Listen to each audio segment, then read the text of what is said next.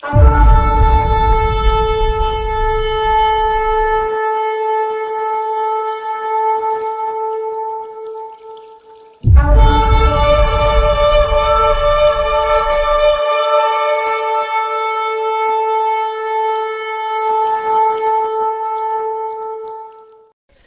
Aleichem.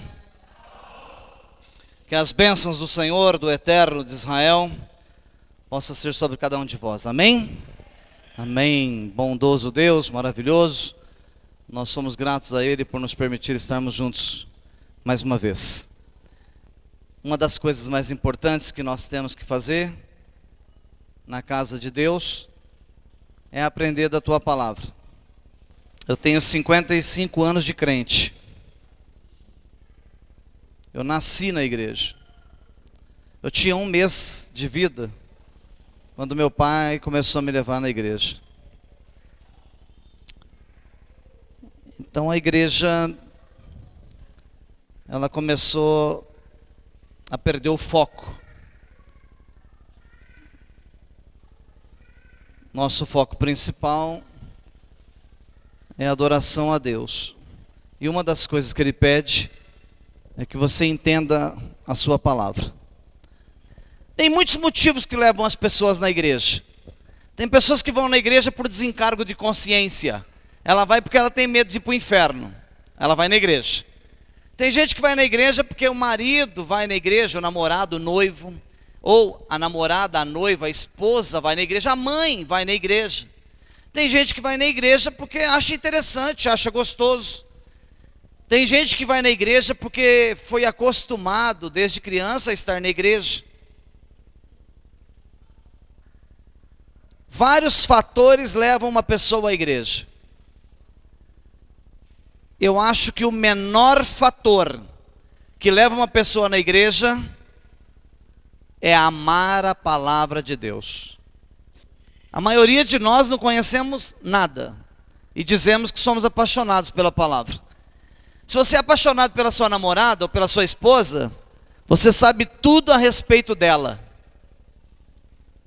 Se você é apaixonado pelo rapaz, pelo marido, o noivo, o namorado, você sabe tudo a respeito dele. Ah, eu sei que o meu amor não gosta disso, só se for muito doce. Ah não, ele não gosta de salgado, ele não gosta de muito frito, ele não gosta de bem passado.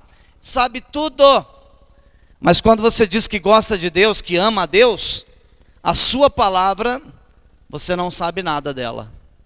Eu não sei que amor é esse. Eu estou falando em âmbito mundial. Porque o nosso vídeo, as nossas ministrações, primeiro você está recebendo aí. Mas na terça-feira, no máximo, tem pessoas do mundo inteiro que assistem nossos vídeos. Pessoas de vários países do mundo. Então, essa mensagem eu creio que é universal. Pessoas vão na igreja porque convém, por conveniência. E poucos vão na igreja porque realmente amam a palavra. Existe uma fala no meio cristão, se existe pecadinho, pecadão. Tem gente que fala, não existe pecadinho, pecadão, tudo é pecado. Eu pensar mal de alguém é pecado. Agora eu mandar ele para o raio que los parta é outra. Eu odiar alguém é uma coisa, eu dar um tiro nela é uma outra, é um outro nível de pecado. Cada coisa é uma coisa. E os cristãos de forma geral, estou falando de forma geral, nem sabe o que é pecado direito. Se você pergunta para ele, o que é pecado? Não matarás, não roubarás, não adulterarás. Chegou nesses 3, eles param, eles não sabem mais o que é pecado. Um dos maiores pecados que existe se chama Lashon Hara. No hebraico é Lashon Hara. Falar do teu irmão. É uma das piores desgraças que os cristãos praticam. Eu não quero saber a placa, nem a denominação do cidadão. Pode ser dessa casa ou de qualquer uma outra. Você falou do teu irmão, você cometeu assassinato. Ah, não é possível. É porque você nunca leu Bíblia. Se você realmente lesse, você saberia do que eu estou falando. Então são detalhes que mudam tudo. Mudam tudo. Ok? Então o tema dessa noite, a importância dos detalhes. Eu creio que muitos cristãos vão perder a salvação, não é por causa dos grandes pecados, é por causa dos detalhes. Os detalhes fazem toda a diferença. Os detalhes mudam tudo. Eu vou te mostrar que um detalhe muda a vida de uma pessoa. Nós vamos estudar rapidamente em 3 livros da Bíblia. Nós vamos passar por Bereshit, Gênesis, Provérbios e 2 Tessalonicenses. Por quê? Porque eu já li 2 Tessalonicenses 2:9 aqui umas 8, 10 vezes em ministrações. Só que cada vez Deus apresenta esse capítulo e esse versículo num prisma, numa cor do prisma diferente. O que é um prisma? É uma forma piramidal em que você lança um fio de luz de uma cor só de um lado, branca, e ela sai 7 cores do outro lado. Então o prisma é isso. A Torá, ela é isso. Você olha nela, o foco de luz é um só, cristalino. Mas na hora que você remove lá de dentro, ela sai em 7 perspectivas diferentes. Muito mais. Mas eu estou só fazendo uma analogia aqui com o prisma. Nós vamos entender a importância dos detalhes. Vamos ver o que é um detalhe nas Escrituras? Vamos ver o que o Ruach HaKodesh, o que o Espírito de Deus nos revela através das Escrituras. Vamos ver se os pequenos detalhes fazem a diferença. Vamos lá? Livro de Bereshit, capítulo 32, versículo 25. Preste atenção aqui que você ouviu a vida inteira esse versículo e não entendeu. Ó, Bereshit 32, 25 diz assim: Yaakov foi deixado só. Então um homem lutou com ele até o amanhecer. A vida inteira você leu que Yaakov lutou com um anjo. Eu não estou dizendo, eu não estou refutando a ideia de que não é um anjo. Eu não estou falando isso. Eu estou dizendo que você leu a vida toda que está escrito que Yaakov lutou com um anjo. O lindo do conhecimento das Escrituras é você desvendar os mistérios que estão escritos dentro das Escrituras. Por isso que eu falo que não adianta ser frequentador de igreja. Satã também frequenta a igreja e conhece Bíblia melhor do que você. Melhor do que você. Então a questão não é frequentar a igreja, ter um título, uma placa de igreja. A questão maior é entender. Entender. Olha o que está escrito de novo. Yaakov foi deixado só. Então um homem lutou com ele até o amanhecer. Essa história está registrada a respeito de que Yaakov fez um planejamento de encontrar com seu irmão Esav, que na sua Bíblia está escrito Esaú, que foi traduzido. Ele se preparou para encontrar com Esav e mandou os mensageiros na frente com presentes. Certo momento ele teve que atravessar um pedaço de um rio, e nessa margem desse rio aconteceu um fato fantástico. E eu quero desvendar o mistério que aconteceu na margem desse rio. Olha que lindo. Então Yaakov foi deixado só. Então um homem lutou com ele até o amanhecer. Vamos agora traduzir o versículo na íntegra. Isso é conhecimento de Bíblia. não é simplesmente ler o versículo superficialmente. Vamos entrar na entrelinhas. Vamos dentro daquilo que o judaísmo chama de sod. O que é um sod? Segredos. Os segredos está atrás das palavras. Olha lá, ok? Preste atenção. Existem 10 níveis diferentes de anjos. Olha, malachim, querubim, existem mensageiros, querubins, serafins. Existem 10 níveis diferentes de anjos. Já é o primeiro assunto que você nunca ouviu falar na tua vida. E eu não vou entrar aqui para dar a tabela dos 10, porque eu ia explicar um por um, e eu vou gastar quase 40 minutos para explicar isso. Não é meu foco dessa noite. O meu foco é hoje, é outro detalhe. Já entrei no detalhe. Por que está escrito homem? Então existem 10 níveis de anjos diferentes. O anjo mais elevado é chamado na Bíblia de Ish. Algum dos teólogos de plantão, que nessa casa tem muita gente que eu já formei em teologia, sabe traduzir para mim a palavra Ish? Homem. O homem é tido, segundo um dos maiores estudiosos da Torá, chamado Rambam, o homem é tido como um dos anjos, ou o anjo mais evoluído. Olha que coisa fabulosa.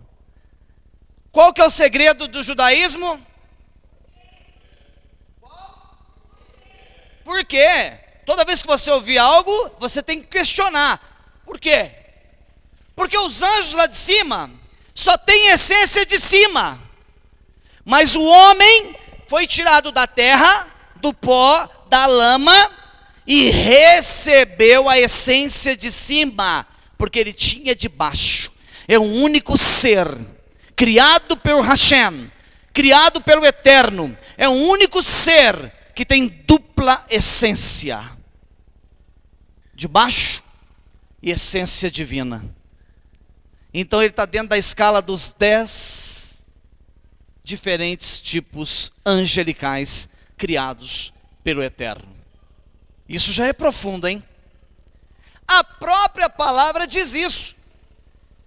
Vamos ver onde é que está escrito. O senhor está falando aí que o mais elevado se chama Ish. Eu quero que o senhor me prova na Bíblia, porque esse negócio de falar é muito legal. Então vamos lá. Vamos dar uma navegada aqui, ó. Olha lá, presta atenção. Bereshit, capítulo 2, versículo 23. Preste atenção que está escrito nos originais. Ó. Gênesis 2, 23. Está escrito: Vayomer Ha'adam, Zot Hapan, Etzem, Metzamai, Uvazar, Mishmari, Sari, Lezot. Agora olha que legal. Icare, ó. Mishbear, Lezot, Icare, Ishach, Ki, Meish. Olha o Ish. Quem é Ish? Leia embaixo para mim a tradução. Varão. Ish, homem. Mulher. O que é mulher? Aqui o nome dela, ó. Isha. Acrescenta a letra A. Isha é varoa. Olha que lindo isso. Então, Yaakov se deparou, ele se encontrou com o anjo da mais alta elevação, que tinha que ter essência de baixo e essência de cima. Mas é apenas um detalhe. Faz diferença? Muita diferença. Muita diferença. Só de você saber que ele encontrou com um homem e lutou com um homem a noite inteira, já faz muita diferença, porque você ouviu a vida inteira que era um anjo. Olha que detalhe importante que faz a diferença. Mas vamos caminhar um pouquinho, que eu quero atingir um outro foco mais profundo ainda. Pode me cobrar, que eu vou atingir no Ish, na próxima ministração. Bereshit, capítulo 32, versículo 23, está escrito assim, ó. E se levantou naquela noite. Prestem atenção. Olha como você olhar superficialmente o texto, ele te engana. Você passa os olhos e não compreende. Ele se levantou naquela noite, pegou suas 2 mulheres, as 2 escravas, seus 11 filhos, e atravessou Iaboque. E ele os pegou e mandou cruzarem um riacho. A seguir, mandou que atravessassem seus bens. Olha o último aqui, ó, o 25. E Iacove foi deixado só. A pergunta é simples. Eu quero fazer você enxergar com seus olhos espirituais. Ele atravessou ou não atravessou? Ficou só do lado que atravessou ou da margem anterior? Eu só quero saber de que lado do rio ele está. Leia aí e me responda. Ó, e ele foi deixado só.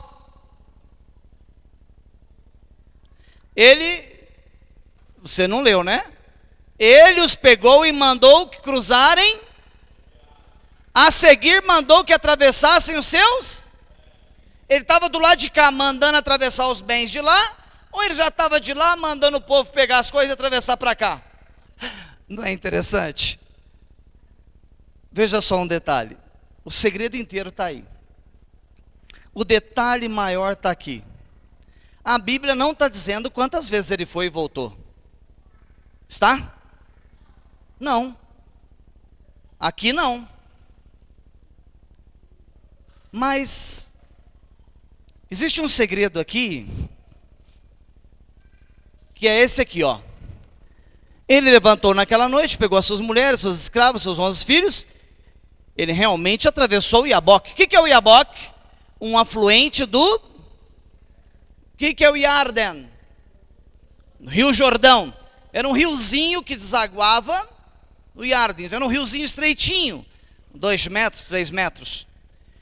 Ele atravessou, sim, o Iaboque, o afluente. Ele pegou e mandou que cruzarem um riacho. A seguir, ele mandou que atravessassem seus bens. Realmente, ele já passou carregando seus bens, junto com as suas esposas, junto com seus filhos. Realmente, ele passou tudo para a margem de lá. Isso foi numa tacada só. Passaram todos. Quando ele está na outra margem do rio, aconteceu um detalhe. Esse detalhe começou a mudar a vida de Iacove. Eu peguei algumas traduções para ter certeza. Então eu peguei uma Bíblia que veio para mim de Buenos Aires, peguei uma Bíblia que veio de Nova York, e eu conferi nas 2 Bíblias, e tanto uma quanto a outra também diz a mesma coisa. E ele cruzou el vado de Iaboque. Olha lá, tudo confirma. As traduções estão em concordância plena. Realmente ele atravessou.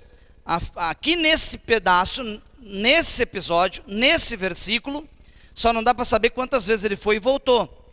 Mas, depois que você passa a ter uma análise mais profunda, ele voltou uma vez. Somente uma vez. Ele foi do outro lado da margem e voltou uma vez. Se o tema da noite é detalhes, eu quero mostrar para você o detalhe desse assunto. Então ele atravessou Iaboque. Lá no versículo 32, vem a explicação da segunda vez que ele atravessou. Está escrito assim: quando o sol nasceu sobre ele, ele atravessou Peniel, mancando a altura do seu quadril. Então ele foi a primeira vez, volta, encontra com o homem, luta a noite toda. Esse homem fere ele na altura da coxa, e ele volta mancando, atravessa o riacho mancando. Então ele já veio de lá com uma marca, com uma ferida. Quando diz que ele atravessou o Peniel, é o mesmo Iaboque, porque ele batizou o lugar que se chamava Iaboque, ele batizou o lugar como Peniel, lugar onde eu vi Deus face a face, lutei com Deus face a face. Esse episódio foi tão importante, foi de suma importância, que o povo de Israel foi escolhido para ser a menina dos olhos de Deus, porque um homem, nesse episódio, enfrentou um ser em igualdade com ele, um ser elevado. Então Deus, naquele dia, nos seus planos eternos, pegou Jacó e preparou ele para ser o pai da nação de Israel. Dentro de Jacó estava toda a nação de Israel. Quantos filhos que tinha para atravessar no rio? 11. E a nação de Israel é composta de quantas tribos? 12. Ainda estava faltando o menorzinho, o último. Então já tinha 11 nações, 11 tribos já tinham atravessado o Peniel. Agora, o que me chamou a atenção, o detalhe maior, é por que ele voltou a segunda vez. Se ele estava com uma comitiva, se ele tinha escravas, se ele tinha muitos filhos, os garotos podiam ter 8, 10, 12, 15, 17, 20, 25 anos. A Bíblia não relata a idade deles. Automaticamente os seus filhos já podiam ter passado com toda a bagagem, concorda? Não podiam? As suas esposas, as suas escravas, ele e seus filhos poderiam ter passado com toda a bagagem. Por quê? Porque a bagagem maior, a Bíblia relata nos versículos anteriores, que ele já tinha mandado os seus servos na frente. Ele mandou uma comitiva com cordeiros, ele mandou uma comitiva com bois, e essa comitiva foi de encontro com Esaú, que era o seu irmão, que até o momento eles eram inimigos, para quando eles encontrassem o seu irmão pelo caminho, eles dissessem: Senhor, o nosso Senhor, o teu servo, Jacó, está vindo à nossa retaguarda, mas mandou que viéssemos na frente para lhe dar o presente. Se Esaú caminha mais um pouco à frente, ou espera naquele lugar, vem uma outra comitiva alcançando a primeira, com os presentes novamente, a segunda etapa de presentes. Porque Jacó pensou: se eu abençoar o meu irmão com presentes, com riquezas, quando eu chegar nele, ele já me perdoou. Por que eu estou relatando esse fato? Para você entender o que está acontecendo aqui na história. Então, se ele mandou escravos na frente, se ele mandou homens na frente, mensageiros na frente, as comitivas na frente, a bagagem que ele estava transportando com ele era só a bagagem pessoal, coisas pequenas, coisas poucas, porque o restante já tinha ido nos camelos, nos cavalos, nos burros, ok? Então por que ele voltaria? Porque uma vez ele estando do outro lado da margem, que detalhe poderia fazê-lo passar novamente do outro lado da margem e voltar novamente da sua origem, da onde ele estava vindo? E o interessante é que o riacho estava lá, o homem ao qual ele encontrou é chamado pelos rabinos de Shar-Shel-Ezav. O homem ao qual ele lutou a noite inteira se chama Shar-Shen-Ezav. Eu vou traduzir para você. Não vou explicar porque não dá tempo. O anjo da guarda de Esaú. Olha que profundo que é isso. Isso é fantástico. De Esaú. Porque cada um de nós temos um guardião. Cada um de vocês foi colocado um guardião do seu lado para cuidar de você. E o seu guardião faz o quê? Ele está te cercando. Porque a palavra diz o seguinte: que Ra-Satã está ao seu derredor, rugindo como um leão, preparando para te tragar. Mas ao teu redor, não ao derredor. Ao derredor estão as hostes. Ao redor está o anjo que foi designado para te acompanhar enquanto você viver nessa terra. Para te atingir, primeiro tem que derrubar o anjo. Olha que coisa fabulosa. Então os antigos falavam assim: ô meu filho, teu anjo da guarda que te acompanhe. Não era ignorância. Isso foram os judeus que ensinaram eles. Uma vez que, mas vem cá, meu pai, alguém deve ter pensado, meu pai nasceu lá em Minas Gerais há 70 anos atrás, o meu avô há mais 80 anos atrás. Como é que os judeus ensinaram eles? Quem descobriu o Brasil? Foram os judeus. Mas contaram para você na escola que foram os portugueses. Contaram essa história para você. Mas Pedro Álvares de Cabral é um judeu. As esquadras de navio eram dos judeus. Quem compunha os navios eram judeus. Mas nunca te contaram essa história, ocultaram a história de você. É só você começar a estudar. Pega livros, vai estudar, é para isso que servem livros. Vai estudar a história que te foi ocultada, que te foi escondida. Se você não tiver, me procura que eu vou te dar os livros para você estudar.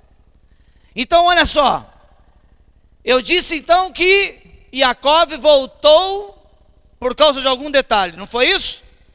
Vamos entender que detalhe é esse? Olha lá, me acompanha para você não perder a linha de raciocínio.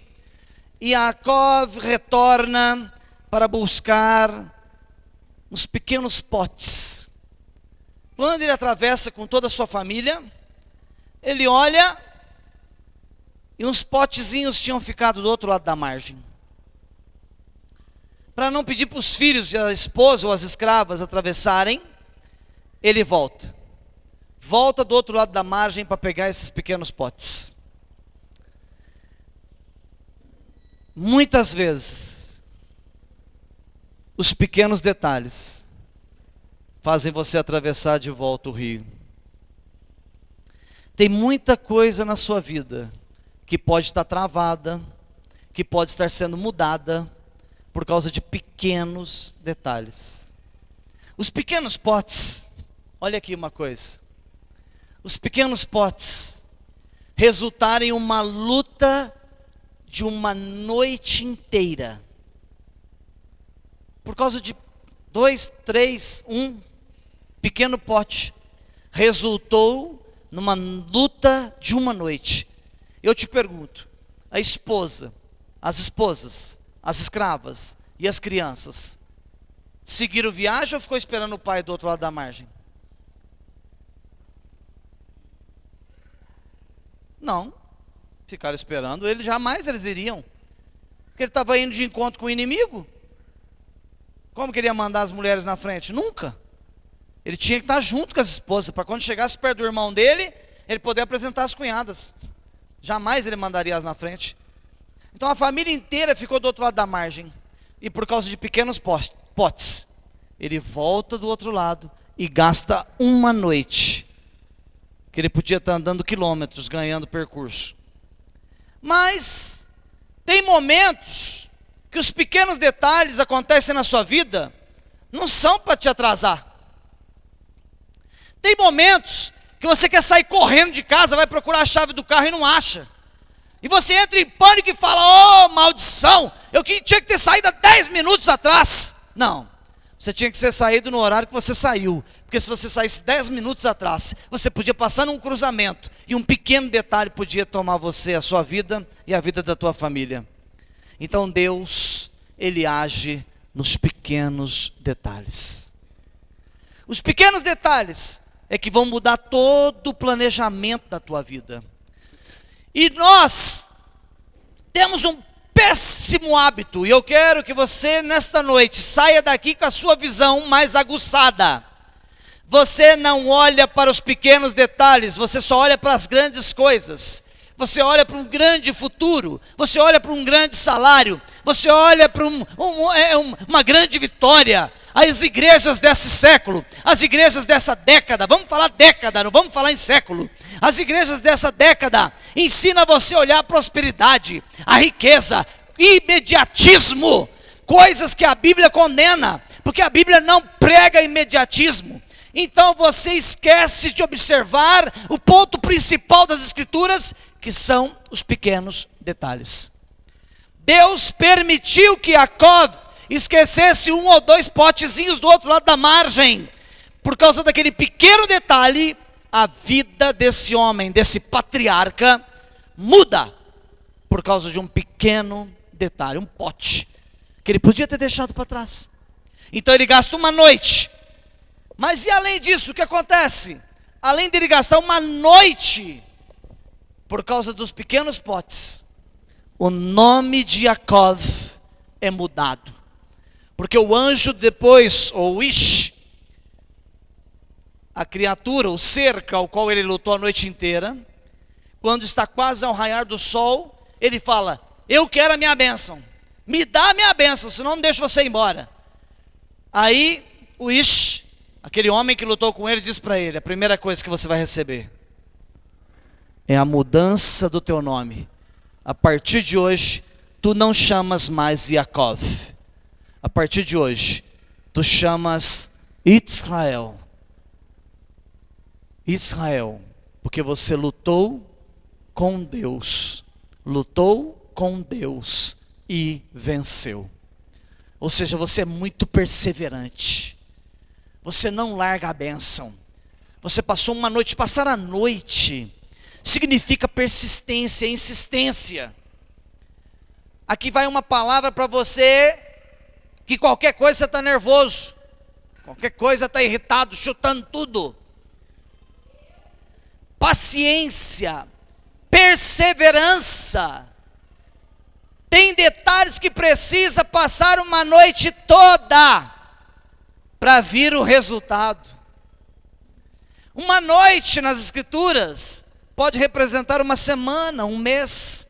Tem coisa que você quer o resultado para amanhã, mas o Senhor está dizendo através de Jacó: oi, eu faço você voltar e parar no tempo uma noite, se necessário for, porque eu preciso de alguns detalhes na sua vida. Se você não mudar certos detalhes, não tem como eu agir. Isso é fabuloso. Muda o nome do homem. Então o país de Israel, imagina se ele não volta para pegar o pote. Nós não tínhamos hoje um país chamado Israel, nós tínhamos um país chamado Jacó. Nós teríamos o Líbano, nós teríamos a Síria, nós teríamos os Emirados Árabes, e no meio dos Emirados Árabes nós teríamos um país chamado Jacó. Um retorno, atravessar de uma margem para outra,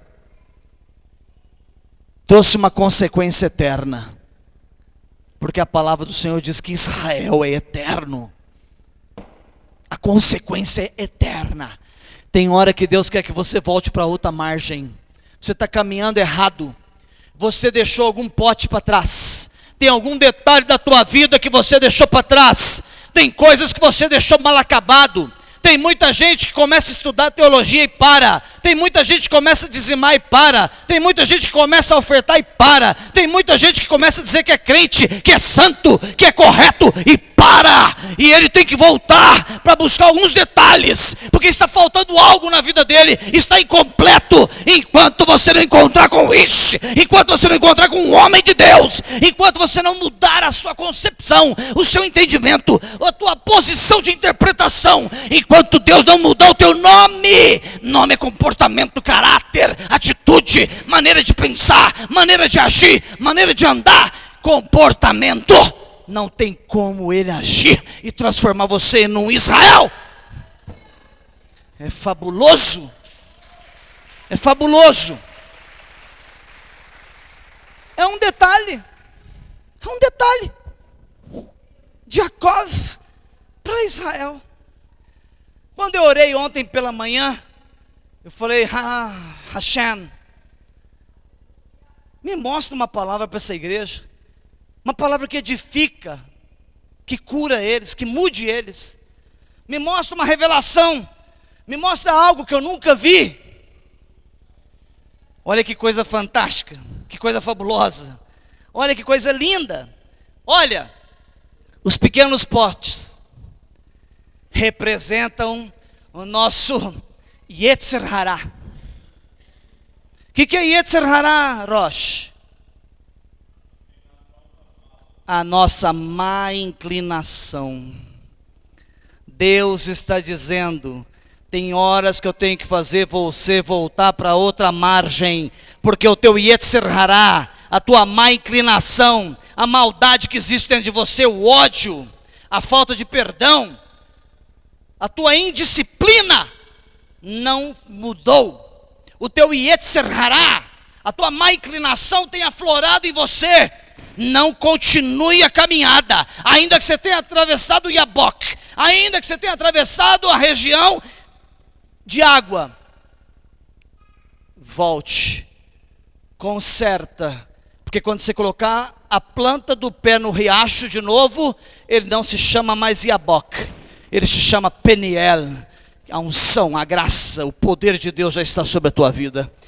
Porque a hora que você atravessar novamente, você já vai atravessar em santidade, com mudança de vida. É perfeito? É perfeito. Apenas um pequeno detalhe.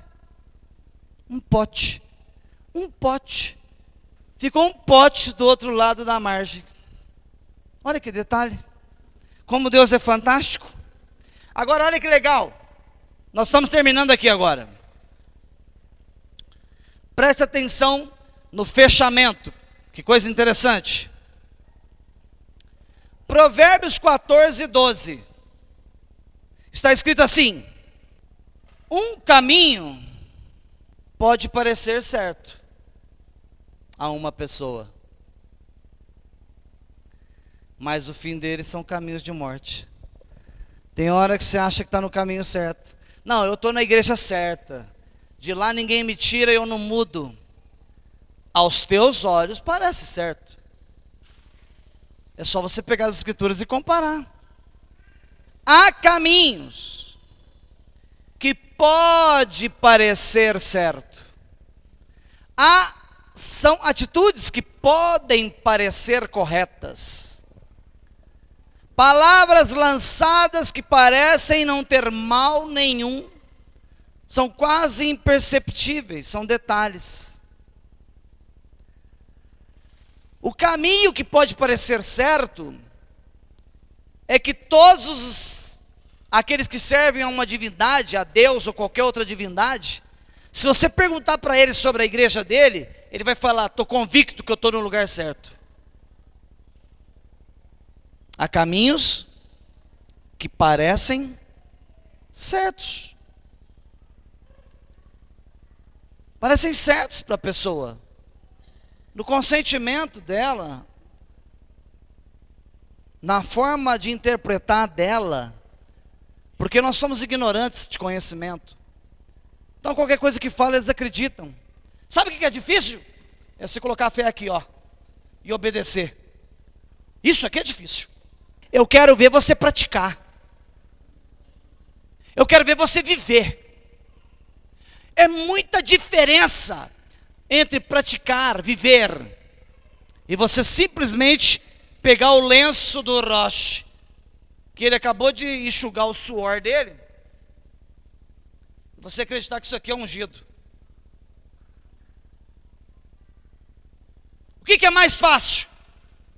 Você pegar o lenço ungido com o suor de um homem de Deus e levar para casa? Ou obedecer os mandamentos? Levar o lenço, você não precisa fazer nada. É a fé da preguiça. O absurdo. E Yeshua não agradou nem os seus discípulos. De repente tinha 5.000 pessoas escutando os seus sermões.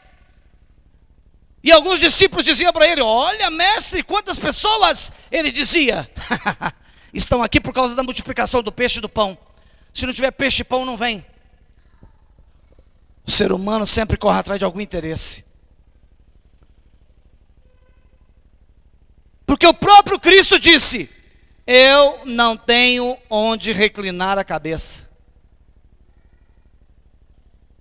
Eu não tenho. Se você vai andar comigo, abra mão da sua própria vida. O que ele falou para o rico? O jovem rico: mestre, eu ando segundo a Torá. É mesmo, meu filho? É. Não matarás, não adulterarás, não dirás falso. Ah, que lindo. Mesmo você faz isso? Faço. Ele olhou nos trajes do rapaz, nos trajes dele, e viu que o menino era rico. Ele simplesmente falou: deixa eu ver o detalhe. O tema da noite não é detalhe? Deixa eu ver o detalhe. Deixa eu ver se o dinheiro dele está no coração. Filho, pega a sua riqueza, distribui aos pobres e siga-me. Até ontem eu não vi esse jovem voltar. Porque tinha que abrir mão do quê? De um detalhe. A riqueza. A fé dele estava onde? A confiança dele estava onde? Então a maioria das pessoas que frequentam a igreja não frequenta porque ama a Deus. Não frequenta porque ama a palavra. Porque se amasse a palavra e você terminasse o culto às 9h30, diriam assim: por favor, não termina não, vamos até às 2 da manhã, eu amo a palavra. Eu não vi ninguém numa balada, numa discoteca, numa danceteria, falar pro DJ: desliga essa porcaria aí que já é 2 horas da manhã, já cansei. Mas se um pastor estender a palavra dele 15 minutos a mais, é cada bocejo que ele vê dentro da igreja que dá medo. Você tem que falar para algum irmão assim: obrigado, irmão. Irmão, obrigado. Porque se o irmão olhar para você e falar: por que, pastor, que o senhor está falando isso? Por abrir essa boca escancarada e não me engolir. Eu tenho medo de crente cair na igreja, bater a cabeça na cadeira da frente. Quando estava no prostíbulo, quando estava naquelas desgraças daquelas danceterias, nas baladas, tomando todas, saindo com todas, deitando com todas, não tinha sono. Mas no dia que vai na igreja, boceja, cai em cima do irmão do lado. Ô geração má! Pior geração de crente que existe.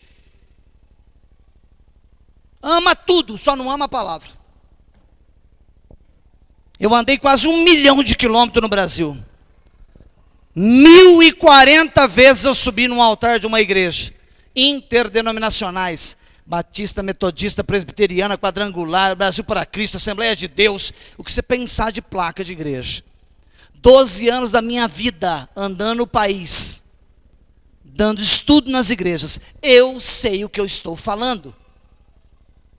Eu sei onde eu andei, onde eu pisei. Eu conheço. Lamentavelmente, a qualificação dos crentes dessa geração são muito fracas. E vamos terminar aqui, ó. Um caminho, Provérbios, pode parecer certo. O que é parecer? Semelhante, imita, iguala. Você vai chegar em alguns lugares, alguma igreja, você vai falar: olha que poder. O diabo cura, o diabo fala em línguas, o diabo profetiza dentro das igrejas. E tem gente pensando que é Deus que está agindo. Tem caminhos que ao homem parece direito. Tem semelhança com as coisas certas. Olha, imita as coisas certas. Iguala. Terminamos em 2 Tessalonicenses 2:9. Quando o homem que invalida a Torá vier, se um pastor pregar em cima do altar: irmãos, estamos na graça, não tem mais lei, é na graça. Ah, meu Deus, dá dó. Não leu Bíblia. 2 Tessalonicenses, está no Novo ou no Velho Testamento? A Torá é o quê? Alguém sabe me responder o que é a Torá? 5 primeiros livros da Bíblia. O livro das leis. os livros de Moisés. Olha o que está escrito em 2 Tessalonicenses. Quando o homem aparecer que prega contra a Torá, prega contra as leis de Deus em cima do altar, quando esse homem aparecer, você está pensando que é um capeta que vai aparecer, rabudo, chifrudo e fedido? Não, é pastores de paletó e gravata em cima do altar. Homens, quando o homem que invalida a Torá vier, o adversário lhe dará poderes para realizar todos os tipos de milagres, sinais e maravilhas. Satã vai curar, profetizar, falar em línguas e fazer maravilhas dentro das igrejas. Sou eu que estou falando? Alguém está conseguindo ler o que está escrito aí? É o que está escrito. Se o cidadão em cima do altar falar que não existe mais lei, que só está na graça, ele já é um homem que invalida as leis. Mas ele está invalidando as leis, e ele está orando pelo enfermo, o enfermo está curando. Irmãs estão pulando, falando em línguas. Ó, o caminho parece certo.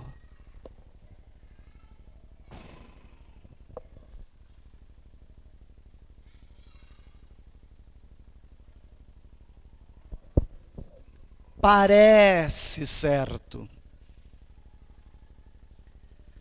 Ele o capacitará a enganar. Capacitará quem? Que prega contra?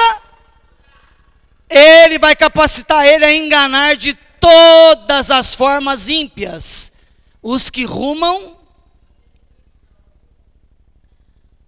Por que essas pessoas vão cair nessa lábia aqui? Porque não receberam o amor pela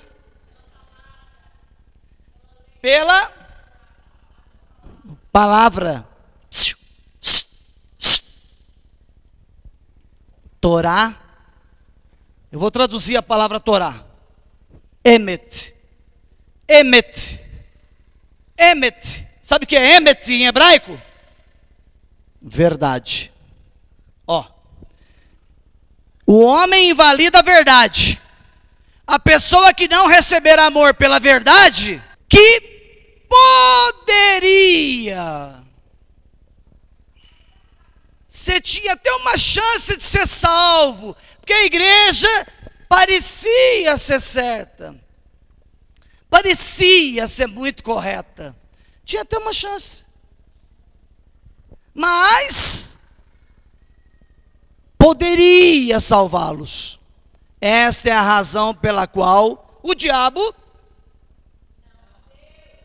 o feiticeiro, o bruxo, o satanista, esta é a razão pela qual Deus os faz desviar.